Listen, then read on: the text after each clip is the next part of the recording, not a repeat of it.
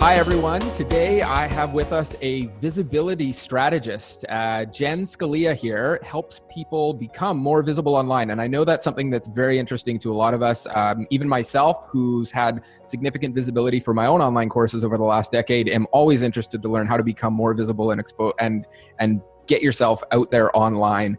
If you're looking for more information about Jenn, you can find her at jennscalia.com. That's SCALIA. I got that right. You can find her at jennscalia.com, and she has created her own online courses, created her own online business, and has a pretty amazing story around how she made that happen. And excited to ask you a bit more about that and your sort of mindset to building a business. But if you are looking for more information about building visibility online, we're going to be learning from Jenn here right now, and you can check out more from her at jennscalia.com. Jenn, awesome to have you here. Really excited to learn a little bit more from you about how you go about marketing and visibility online, and some of the mindset too of building online courses, because I know that's a big piece to what you share. Awesome. Thanks for having me, and I can't wait to dive in. Excellent. So, I've read your story, read Forbes' interview with you, and talking about how you went from married, a kid, divorced, back in with the parents. Hope you don't mind me sharing all of this stuff. It's on the internet. It's on the internet. And basically rock bottom, as you put it, in a pretty short period of time. I mean, we know these things don't happen overnight, but in a pretty short period of time, suddenly doing, amazing dollar value revenues, creating your own online business. Am I getting things right? Is there something I'm out there? What was the kind of key piece turning point for you that got you started in this whole space? Yeah. So, I mean, you kind of said it all. I was definitely rock bottom. And that, it's funny because that all happened like as soon as I started my business, which I pretty much had all this stuff working against me. And so the first year was a little rough, just because I had a lot of personal things going on. But once I realized and actually made a decision that I wanted to have a real business, I wanted to go full force and make this a real thing, I totally went for it. And that's when things just really started to shift and happened so fast. And I think, you mentioned something about mindset. And for me, it was making a decision that this was going to be my thing and that I was willing to do whatever to get out there, getting over myself, getting over my ego, and just showing up. Mm-hmm. So you mentioned ego. Was there a fear element before you really dove in? Yeah, definitely. And it's something that I see commonly with the people that I'm around, people in my groups, and even clients is really just, what it really comes down to is people are scared of what other people are going to think, or they're scared of looking stupid, or they're scared that their content isn't good enough. So they just hold back and they don't ever put it out there. Yeah. And I've definitely seen that. Even for myself, when I was creating my first online course, I know I kind of wanted this perfect thing. And I was lucky. My brother said he was a software developer, and this was 10 years ago, so I needed his help. And he said, I'm only going to do this if you can kind of get something out in a month. So that gave me the time frame. And that was really good to have that. So how did you, what's the best way you see for people getting over that fear of getting their stuff out there and putting themselves out there in terms of content?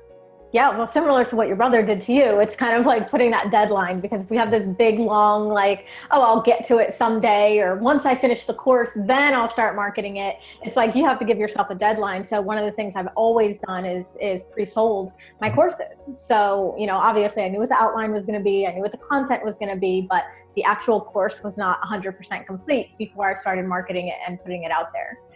Really gave me that push to okay, someone bought, you better get busy. Yeah. You got to put your stuff out there.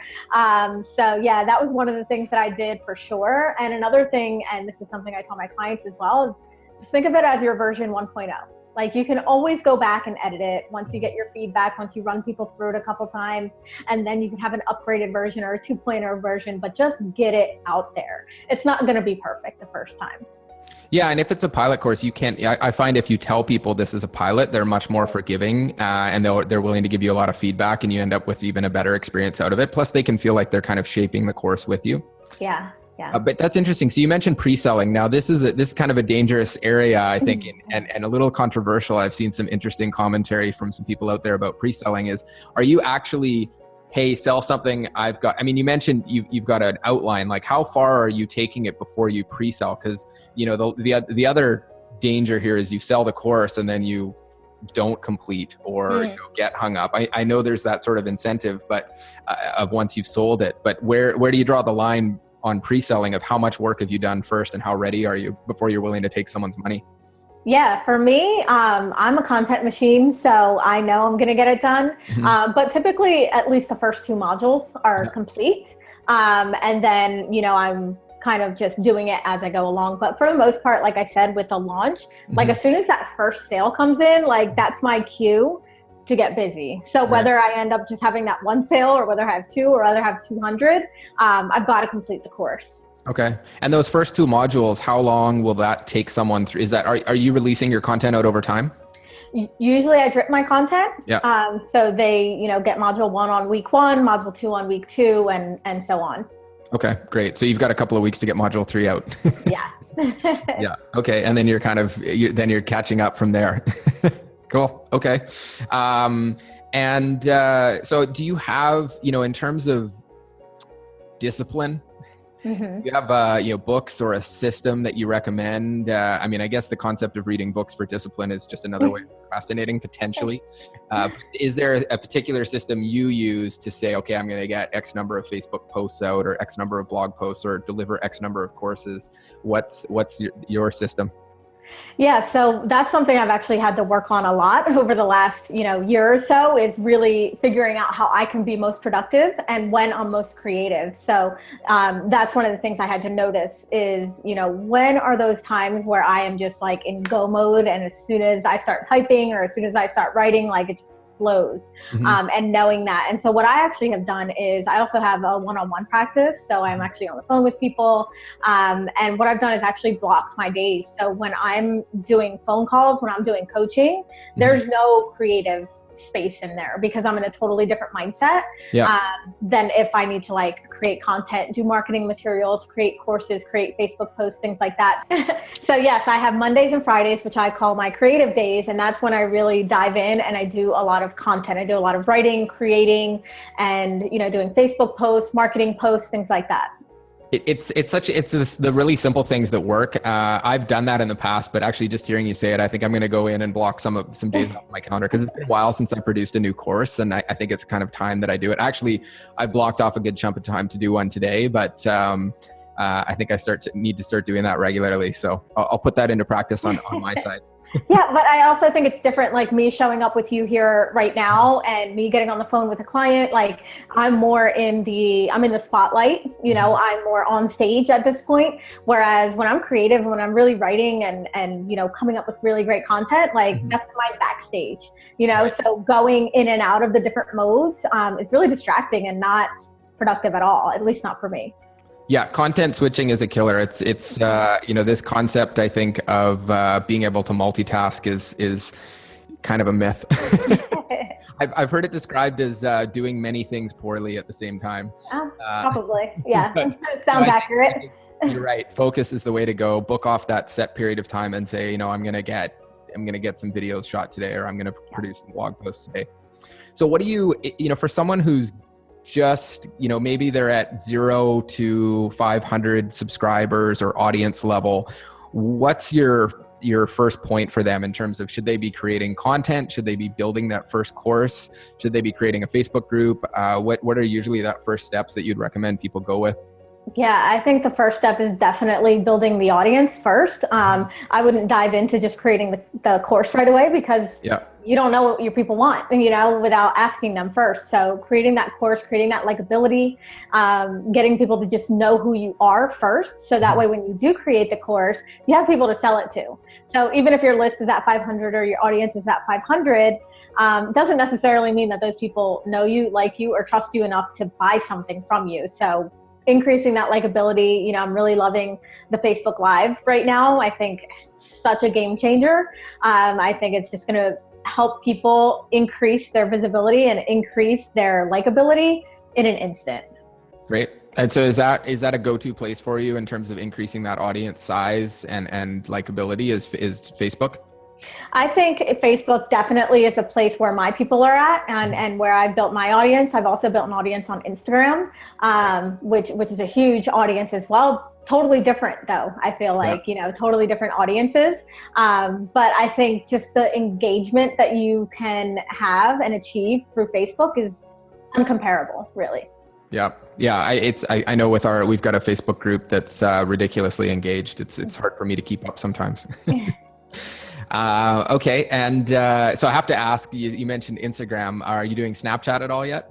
No, I have it downloaded on my phone. Yeah. I got the username. I think I followed a couple people, but for me, the way I thought about it was my people aren't there. It's definitely a millennial type thing, people that are younger. I love creating content and I want my content to be there forever. I don't want to create content and then have it disappear, Yeah. So for me, it's not a platform for me. Yeah. I think, when it comes to things like that, when stuff new comes out and everybody's saying you have to be on here, think about who your ideal clients are. I mean, I sell high-end one-on-one coaching or a membership site. Like my people that are going to spend, $20,000 for a mastermind are not on Snapchat. So there's no reason for me to be. Fair enough. Yeah, you got to pick it. And the other big thing is focus, right? Is you might be able to find some clients on there, but you're doing well with Instagram, you're doing well with Facebook. You try and get on every single channel out there, and you just lose focus and do poorly on all of them. It's back to the whole multitasking thing again, right? Exactly. Yeah. Okay. So do you use much in paid ads? Yes, I actually started doing paid ads about a year ago. So up until that point, everything was very organic. I was using Instagram heavily. I was using Facebook and what I call social challenges very heavily to build an organic audience. And then once I was actually making enough money in my business, that's when I started putting it into ads. Okay. Yeah. And I think that's a great point for people getting started. I have seen the odd person hop in and the first thing they want to do is run Facebook ads or Google ads. And, when you're coming in with a small, but even if you have a large budget, you can lose a lot, I think, on ads if you haven't built up an established system. Like once you've shown that you can bring people in from organic traffic or content and turn them, then going ads is a good way to go. But it's good to hear you kind of went that route as opposed to diving in ads right off the bat. Yeah, definitely. And I didn't want to mess with that. So I had to hire someone. So I had to make sure that my budget was up so that I could have somebody else do it for me. Yeah. Okay. And on the budget side, so when you were getting, when you were just getting started after that sort of rock bottom point, limited or no budget, where do you go to first? Was it, and you didn't have an established audience, what were your first steps there that were low budget options to start building that audience? Oh, I love this question. And I love the answer because this is something that I think is so easy for people to do. And so many people aren't doing it, but it's actually utilizing other people's audiences by doing guest posting or guest podcasting and interviews.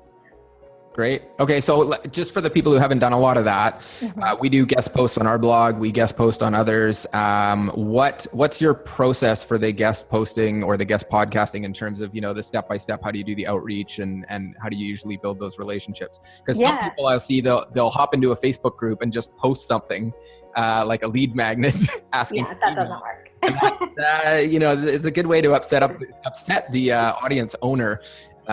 What's your kind of step process there to make sure you're not upsetting or stepping on people's toes, but you're still getting in the door and actually getting some return on your investment there?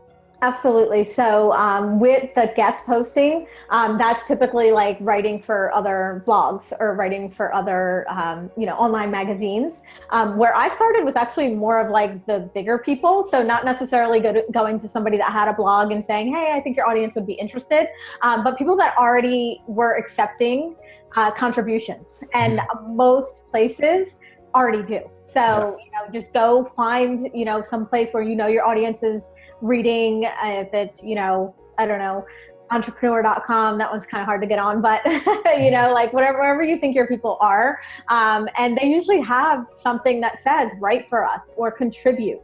Right. And all you have to do is follow the step-by-step process that they give you. And that's the beautiful thing, is that they actually tell you we want our articles, read like this. We want them, this many words. This is how you have to submit it. This is how your bio should be. So as long as you can follow directions, you're pretty good on that front.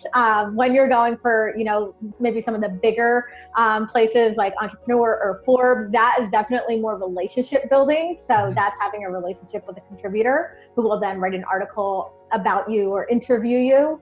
So I feel like that goes, that will be down the line a little bit, but start with the smaller stuff, because then you can actually say, hey, I was also featured X, Y, and Z. I would love to contribute to your article as well. Excellent. Okay. And so when the actual core content of it, how close do you skate to your pitch? Like, are you writing, here's my thing as your guest post, or are you kind of writing something loosely related to it? And then, by the way, if you want to check out more, or do you even mention, if you want to check out more, come to jenscalia.com? Yeah, I think that typically within the article, I don't mention my services. I don't even mention that, I'm a business coach or how I help people. That's all done in the bio. And that's the key as well. Having that bio, that's really great bio that actually sends someone to a landing page, as opposed to sending them, like I wouldn't send, hey, to find out more about Jenn, visit jenscalia.com. It's more like, hey, if you want to find out more ways to be productive, download my free guide here, and send them straight to a landing page. Right. Okay. So you're writing an article on how to be productive, maybe top 10 tips for productivity for women entrepreneurs online, then, which is, so you're targeting the article obviously to your audience. Then they read the bio, click over to get more related specifically to this topic, which I love, because then they're much more likely to come over. You've got that specific landing page with a clear call to action, which is just about the topic you're doing, which obviously is going to dramatically increase your leads than just learn more about Jenn. She's over her website, which, most people honestly won't click on it, even if you're amazing, just because it's not, they didn't come for Jenn, they came for the productivity tips, right? Awesome. Okay. And then on the podcasting side, how have you found that? Have you done a lot of guests? I actually found you through some podcasting, so it's obviously working. It is, and it's the same way, because it's like, once you've been on a few, then you can kind of say, hey, I was also featured here, here, and here, and it's a lot easier to pitch yourself to someone who, when you already have that background, when you're a good interviewer, when you can say, I have this association here. So, I just say go for it. When it comes to podcasts, it's really easy to find, who the host is, how to get in contact with them. Send them a pitch. You might send out 50 pitches and you might only get 5 people that say yes. But once you have those 5 people, then you can use that as leverage to pitch another 50 or 10 or 20 or whatever it is. And you just keep the ball rolling.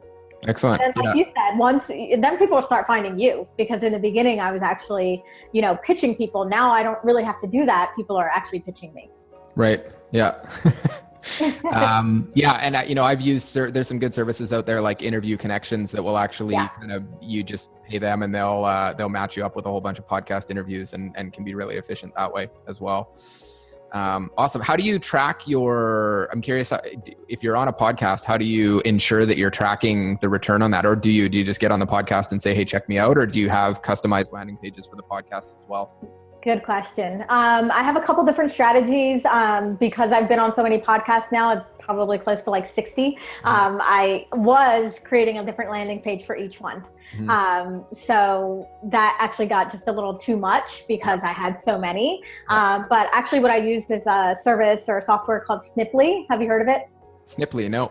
Yep, it's snip.ly. It's kind of like Bitly, but it's Sniply. Yep. And what that allows me to do is whenever I get the podcast back, so most people have like the show notes or they'll have a link with my page, I'll start sharing that in social media rotation. Sometimes I will even do a sponsored ad if it's like a really good podcast. And what I do is instead of using the direct link, you have a Sniply link that allows you to put a call to action at the bottom of that page. So it'll show up your page, your website, but at the very bottom will be a picture of me and it'll say something like, hey, for more marketing tips, click here, and it goes right to my opt-in.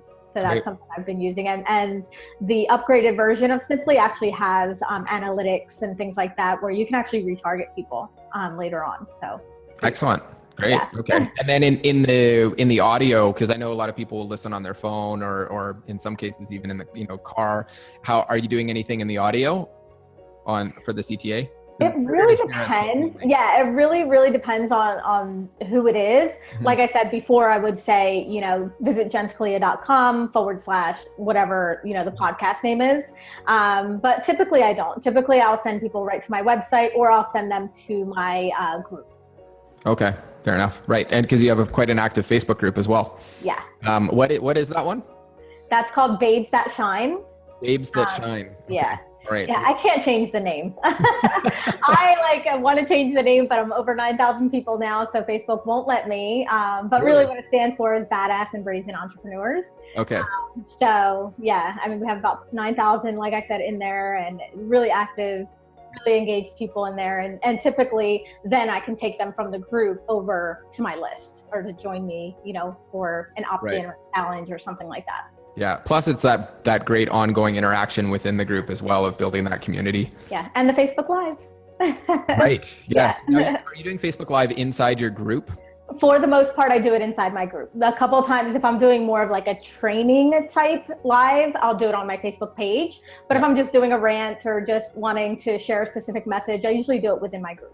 Okay. And is it an invite or private group, or anyone can join, or? Anybody can join. Yep. Excellent. Yeah. Okay. Great. Babes that shine. Even men. Okay. Let's get into the mindset. So tell us, I asked a little bit at the beginning, but yeah, fill me in a bit more on your mindset approach for entrepreneurs and online businesses. Yeah. So like what we were talking about earlier with the fears that come up, I'm afraid to look stupid, or what if my content is good? What if people don't like it? It's, the way to get over that fear, and the way to get over yourself, which is what I say a lot, how to get over myself, right? Is think about your end goal, and think about the people that you want to serve. Think about the people that you want to help, and make that more important than you. I think a lot of times we go in it and we think, oh, they're not going to like me, or they're not going to this. But by holding back your content, if you have something really great to share and you have something that can change someone's life, by not putting it out there, you're doing a disservice. You're doing a disservice to your people.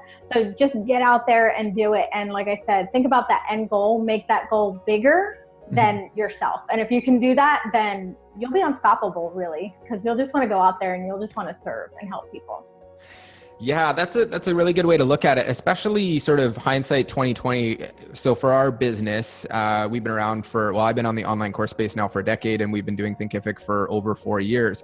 And now we hear all the time just glowing feedback from customers. Oh, like literally stuff about, you changed my life. I was able to buy a house, or, saved our family, but until you hit that in the early days, until you hit that point where you're getting that positive feedback, and maybe even you're getting some negative feedback, is there anything you do to, rituals or things that you do regularly to initially, at least, to kind of keep that in mind of, I can change lives here, or I can impact people, or I want to serve these people, and they're going to be missing out if I don't share this message with them?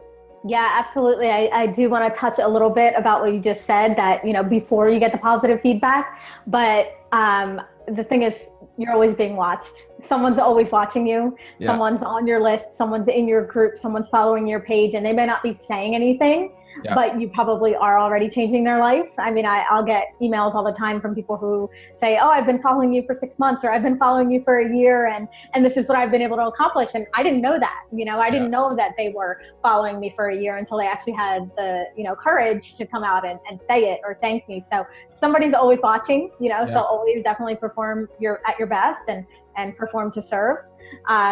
So that's number one. And the rituals, I definitely do have rituals. I have every day, morning, night, and sometimes throughout the day if I have time. I get very specific about how many people I want to help.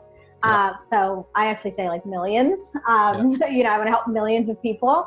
I want to serve millions of people. I want to impact millions of lives. I also really get clear about who I want to serve and how I want to serve them. So I have like my own mission statement that I write that gets really specific into the type of person I want to serve, their characteristics, their traits, how easily and effortlessly they come into my business. So yeah, definitely a lot of mindset and just creating a new reality. Excellent. That's great. And I've heard that it's sort of similar to the concept of the persona in podcasting is who is your avatar, right? That you're creating your podcast for or creating your course for. So it's good to see. That's cool. Can you share us a little bit about that persona that you build for or create for or serve? Yeah, definitely. So my person that I serve is I already say that she's already successful, or that she is going to be successful no matter what. Mm-hmm. She just needs my help to get there. So it's somebody who's ambitious. It's somebody that will do whatever it takes. Someone who sees value in investing in themselves. Someone who understands that they need a mentor or a coach. So I get very specific more about the internal, emotional, characteristic-based stuff, rather than, she reads these magazines, or this is in her pocketbook, or she's married and has kids. I feel like the persona, like you said, the more emotional stuff is more important than the physical stuff.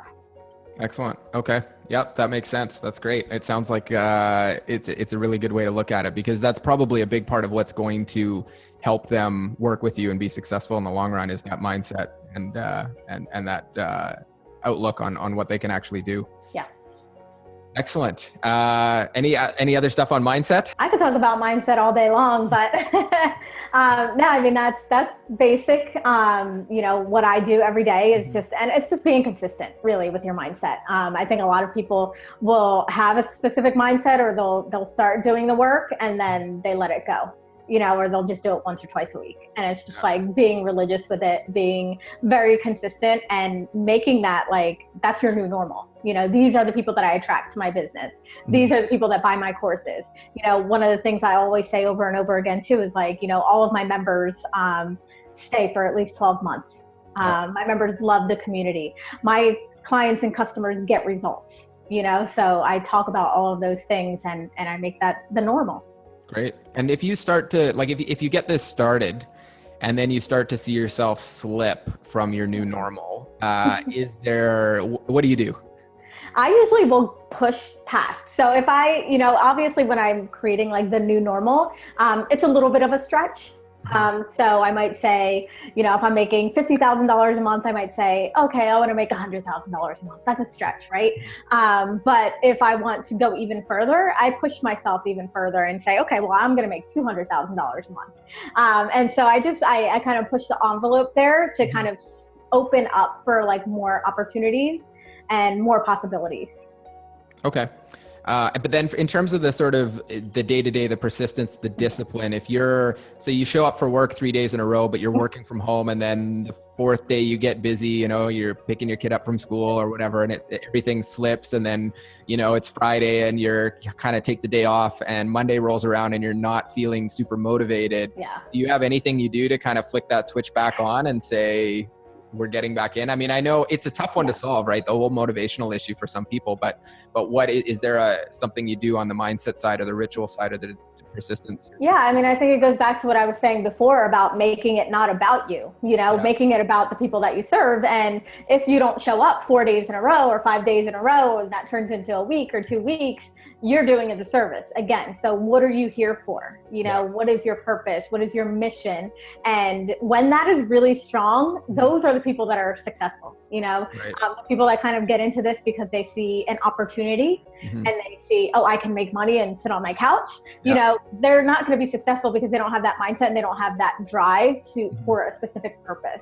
But if you're purpose driven and you really are doing this for a reason and you want to serve people, it won't even get to that. You'll have maybe one bad day, or, maybe one day you'll decide to take off. And I think that's totally fine. You can allow yourself that time and space, but get back on the horse and keep going.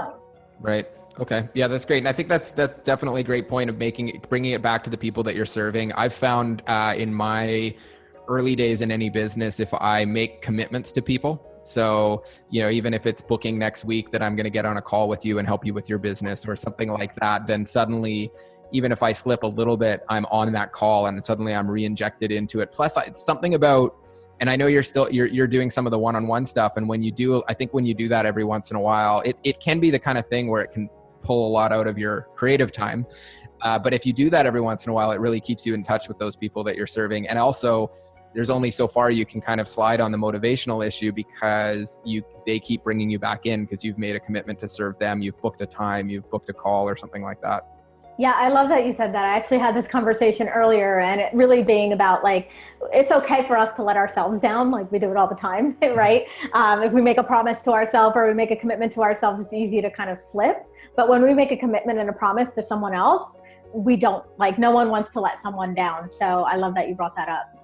Great, thanks. Well, you've got some amazing words of wisdom there for people on the mindset side and different strategies for building your business. So I really appreciate you coming out.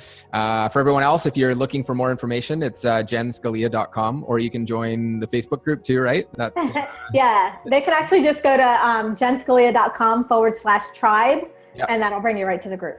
Great. Okay. Excellent. Thanks so much for your time. Real pleasure chatting with you. Thanks, Jen. Absolutely. Bye. Thanks.